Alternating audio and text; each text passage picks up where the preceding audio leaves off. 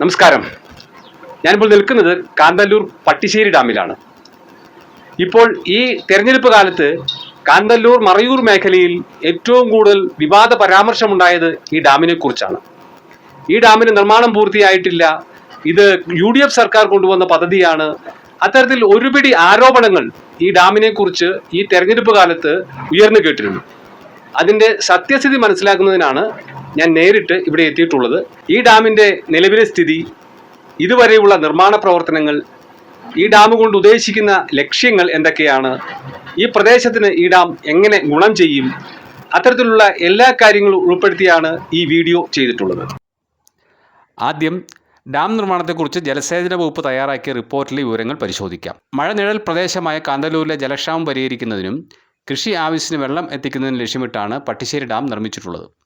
ഈ പ്രദേശത്തുണ്ടായിരുന്ന ചെക്ക് ഡാമിന് ഈ നാടിൻ്റെ ജല ആവശ്യങ്ങൾ മുഴുവൻ നിറവേറ്റാൻ കഴിയാതെ വന്ന സാഹചര്യത്തിലാണ് വരും തലമുറയുടെ സുരക്ഷ മുൻനിർത്തി ഇത്തരം ഒരു ബൃഹത്തായ അണക്കെട്ട് നിർമ്മിക്കുന്ന ആശയവുമായി ജലസേന വകുപ്പ് മുന്നോട്ട് പോയത്. കാവേരി നദീതട ട്രൈബ്യൂണലിൻ്റെ അന്തിമ വിധി പ്രകാരം പാമ്പാർ നദീതടത്തിന് അനുവദിച്ച 3 TMC ജലം ഫലപ്രദമായി വിനിയോഗിക്കുന്നതിനായി പാമ്പാർ നദീതടത്തിൽ ചെങ്കലാർ, തലയാർ, വട്ടവട, ചമ്പക്കാട് എന്നീ 4 സ്കീമുകൾ വിഭാവനം ചെയ്തിരുന്നു.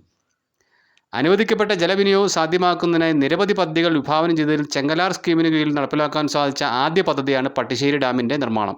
2013 മാർച്ച് 23 ഈ പദ്ധതിക്ക് 26 കോടി രൂപയുടെ ഭരണാനുമതി ലഭിച്ചത്. തുടർന്ന് 2014 ജനുവരി 28 ഡാമിൻ്റെ സിവിൽ പ്രവൃത്തിക്ക് സാങ്കേതിക അനുമതിയും ലഭ്യമായി. 2014 July 11 Paulose George construction company private limited എന്ന സ്ഥാപനവുമായി പദ്ധതിയുടെ നിർമ്മാണ കരാർ ഒപ്പുവെച്ചു. തുടർന്ന് 2014 നവംബർ മാസം 3 മുൻ മുഖ്യമന്ത്രി ഉമ്മൻചാണ്ടിയും മുൻ ജലവിഭവ വകുപ്പ് മന്ത്രി PJ ജോസഫും ചേർന്ന് ഈ പദ്ധതിയുടെ നിർമ്മാണ ഉദ്ഘാടനം നടത്തി. 2024 ഈ പദ്ധതിക്കായി സർക്കാർ 60 കോടിയിൽ പരം രൂപ അനുവദിച്ചു. ഡാം സേഫ്റ്റി അതോറിറ്റി നിർദ്ദേശിച്ചിട്ടുള്ള initial filling plan, emergency action plan എന്നിവയ്ക്ക് അംഗീകാരം ലഭിക്കുന്നതോടെ ഈ ഡാമിൽ 1 ദശലക്ഷം ക്യൂബിക് മീറ്റർ ജലം സംഭരിക്കുവാൻ സാധിക്കും. കാന്തല്ലൂർ, കീഴാന്തൂർ പ്രദേശങ്ങളിലെ 240 ഹെക്ടറോളം കൃഷിഭൂമിയിൽ ഈ പദ്ധതിയിൽ നിന്നും വെള്ളം ലഭിക്കും.